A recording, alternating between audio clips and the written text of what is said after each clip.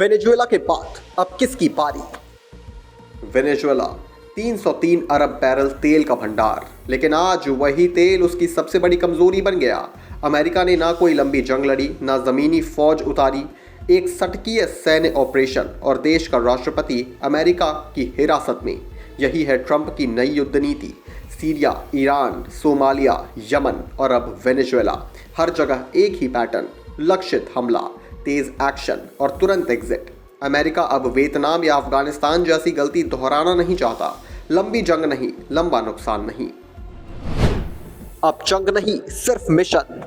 Venezuela के बाद Trump के बयानों ने दुनिया को चौंका दिया। मेक्सिको, ड्रग कार्टेल के नाम पर सीधी सैन्य कार्रवाई के संकेत। क्यूबा, कम्युनिस्ट सरकार को गंभीर संकट में बताया गया। कोलंबिया, राष्ट्रपति गुस्तावो पेट्रो पर कोकीन के वैश्विक व्यापार को बढ़ावा देने का आरोप। जब ट्रंप से पूछा गया क्या कोलंबिया में भी ऑपरेशन हो सकता है, तो जवाब आया, ये अच्छा विचार लगता है। यही जवाब आज पूरी दुनिया को डरा रहा है। धमकी नहीं, संकेत।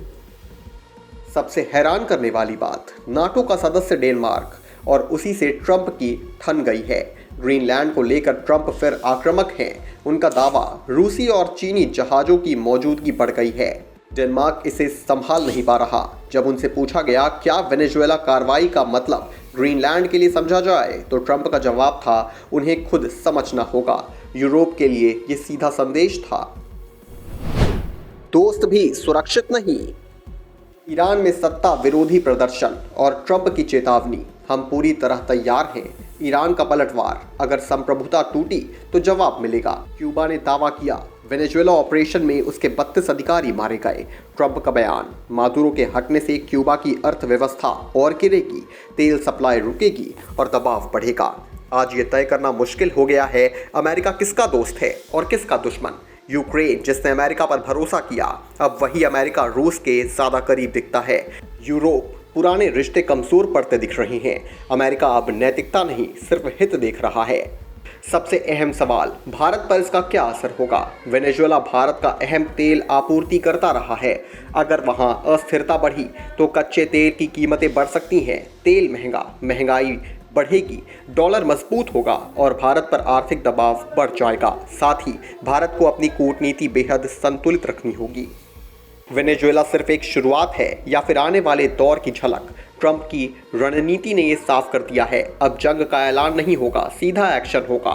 दुनिया के लिए ये चेतावनी है और भारत के लिए सतर्क रहने का संकेत। वेनेजुएला में जो हुआ वो सिर्फ एक देश का सत्ता परिवर्तन नहीं था, वो उस दौर की घोषणा थी जिसमें ताकत अब शब्दों से नहीं, एक्शन से बोली जाएगी, क्योंकि इस नई विश्व व्यवस्था में ताकत ही नीति है। निकोलस मादुरो को उठाकर अमेरिका ने दुनिया को यह दिखा दिया है कि अब ना तो लंबी जंग होगी, ना ही अंतर्राष्ट्रीय मंचों पर महीनों बहस चलेगी। अब फैसला होगा कुछ घंटों में, कुछ मिनटों में और कभी कभी एक ही रात में। ट्रंप की अमेरिका ने साफ कर दिया है कि वो अब डिफेंसिव सुपर पावर नहीं रही, वो अब प्रोएक्टिव और प्रीएम्प्टिव पावर बन चुकी है। Mexico, Cuba, Colombia, Greenland, Iran, आज ये सिर्फ नाम है, लेकिन असल संदेश हर उस देश के लिए है जिसका अमेरिका से पुराना टकराव रहा है। सबसे चौंकाने वाली बात यह है, अब दोस्त और दुश्मन की रेखा भी धुंधली हो चुकी है। नाटो का संस्थापक सदस्य डेनमार्क हो गया है या फिर यूक्रेन जैसा सहयोगी। अमेरिका के फैसले अब भावनाओं से नहीं, सिर्फ फायदे के गणित से तय हो रहे हैं। यूरोप बेचैन है, लैटिन अमेरिका डरा हुआ है और एशिया सतर्क हो चुका है। भारत के लिए भी ये वक्त सिर्फ देखने का नहीं, क्योंकि तेल की कीमतें, वैश्विक बाजार, डॉलर की चाल और सामरिक संतुलन, सब कुछ इसी बदली हुई अमेरिकी रणनीति से जुड़ा है। भारत को अब एक तरफ रणनीतिक साझेदारी निभानी है और दूसरी तरफ अपनी ऊर्जा सुरक्षा को कूटनीतिक स्वतंत्रता से भी बचाना है। वेनेजुएला के बाद सवाल सिर्फ ये नहीं है कि अगला नंबर किसका, असल सवाल है कि क्या दुनिया अब उस मोड़ पर आ चुकी है जहां नियम नहीं, रुतबा तय करेगा कि कौन बचेगा और कौन नहीं।